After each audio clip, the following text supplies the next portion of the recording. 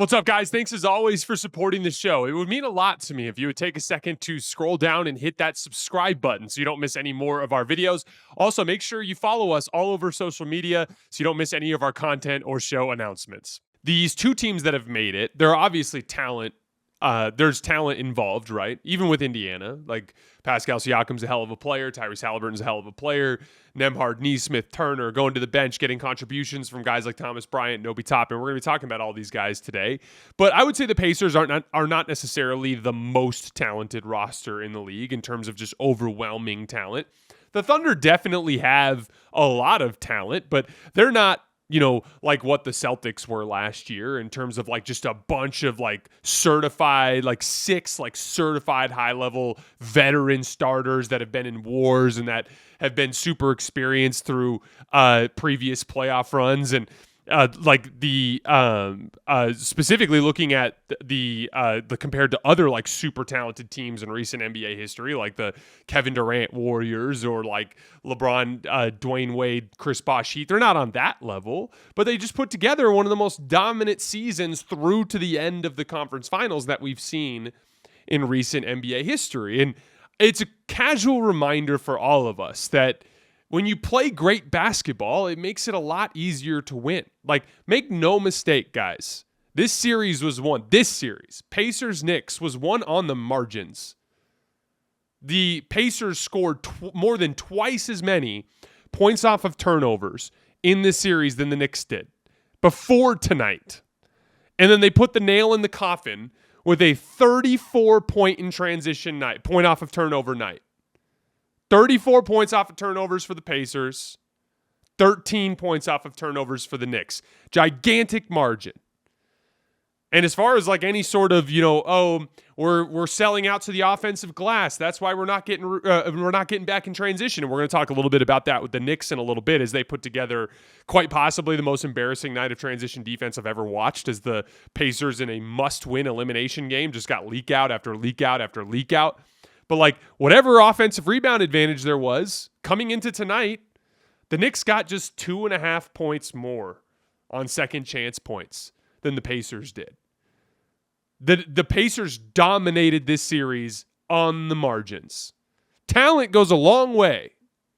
I would argue on paper, this Knicks team is flat out more talented than the Pacers, which is why we talked about when the Knicks were at their best. They actually had moments in this series where they looked like a better team. Brief moments, but moments. But that's not all that goes into making a good basketball team. You have to win by playing great basketball. It doesn't matter who's on the floor.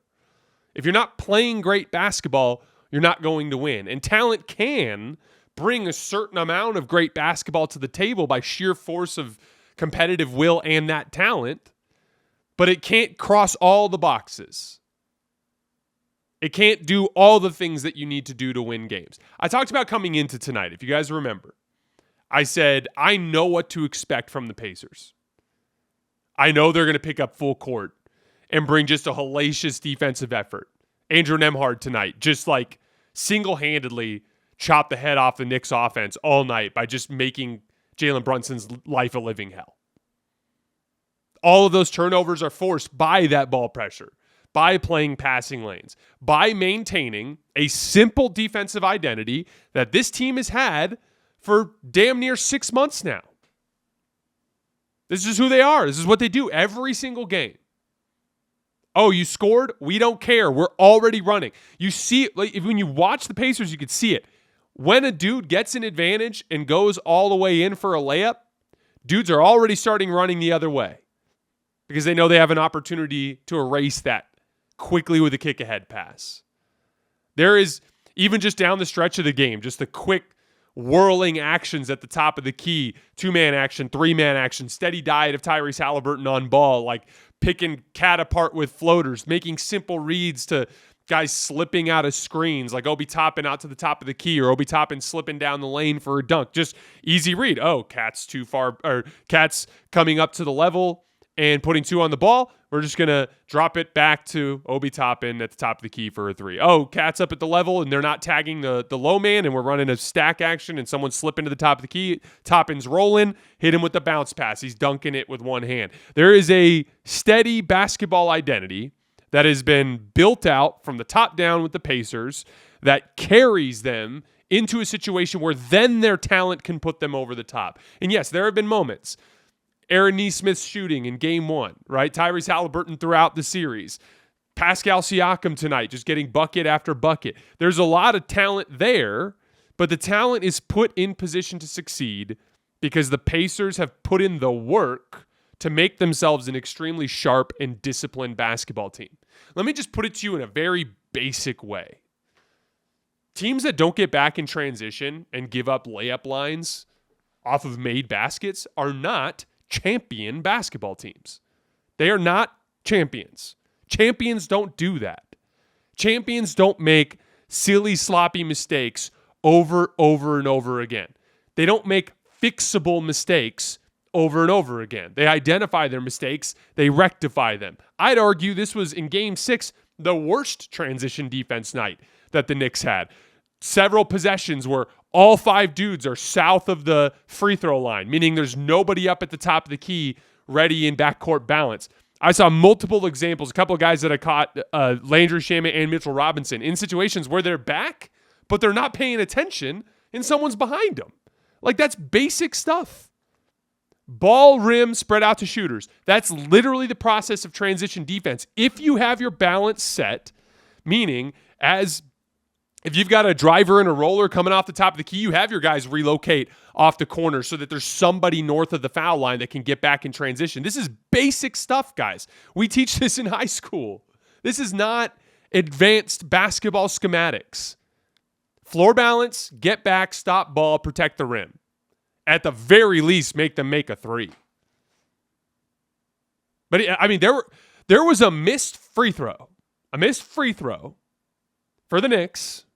I think it was Cat, where the Pacers just swung the ball up the floor and got a wide open 3 for Aaron Nesmith on a free throw. That is just straight up not a championship basketball team. You don't see the Pacers making those kinds of mistakes. You don't see the Thunder making those kinds of mistakes. And it's just a casual reminder. Like, we can talk about player movement this summer. We can talk about theoretical basketball fit for Giannis with Victor Wembanyama on the Spurs. And the Knicks, we could talk about with the Knicks, like, what if they trade Cat for KD or something like that? None of it matters if you don't use the regular season to practice playing great basketball. Because ultimately it's going to be what decides your fate. The Knicks had so many chances to win this game. 34 points off of turnovers? You're dead on arrival. I just thought it was such an interesting juxtaposition in this series. 2 teams, very talented. Knicks probably more talented. Knicks, when they're at their best, look a little bit better. Didn't matter because the Pacers were steady. The Pacers were steady and played Pacers basketball and just waited for the Knicks to soil themselves, and inevitably they did. Yeah, it doesn't matter who you are. You can run the floor. It doesn't matter who you are. You can do these basic things that Rick Carlisle has these guys doing on every single possession. And you will grab a ton of low-hanging fruit, and you're going to give yourself a great chance to win games. Pascal Siakam was absolutely amazing tonight. He's a classic example of what I'm talking about with those runouts. Sorry, the ESPN website isn't pulling up the box score. Is going to just play an ad. There's this thing that Pascal Siakam has been doing this entire postseason, just pushing the ball up the floor. Like, every time that there's any sort of opportunity, he's leaking out. And it's just, they're throwing it to him like he's a wide receiver running a streak. And he's just catching it and making a quick move against a one-on-one or maybe getting a dunk. He gets all sorts of opportunities like that. The pick and pop action, just hitting important threes at the top of the key, the quick ISOs, the quick turnarounds over both shoulders, the getting to the foul line. Like, Siakam was an absolute monster tonight. Andrew Nembhard was doing such a good job on Jalen Brunson. You could literally see the frustration building to like a fever pitch. I was texting Jackson during the game. I was like, we're like one more hard bump in like a 15-point game from this turning into some sort of physical altercation between Brunson and Nembhard, because they were like jawing at each other. But that's the thing. Nembhard, like, I admire the hell out of this from basketball players. Nembhard had a rough series offensively. Couldn't make a shot to save his life. A lot of like uncharacteristic decisions on drives and in the decision zone, kind of there in the middle of the floor. But like, what do I always say? Just make a play. Find a way to do something that helps your team win the game. And Aaron Nesmith's having an ankle issue. I don't know if that was the reason why they did the switch today, or if Nembhard just straight up went to Rick Carlisle and said, hey, I'm sucking on offense right now. Give me something where I can like pour my heart and soul into it and try to make something happen. But he just did as good a job guarding one of the best point guards in the league as you'll see. And then you could tell he was leaving his jump shot short.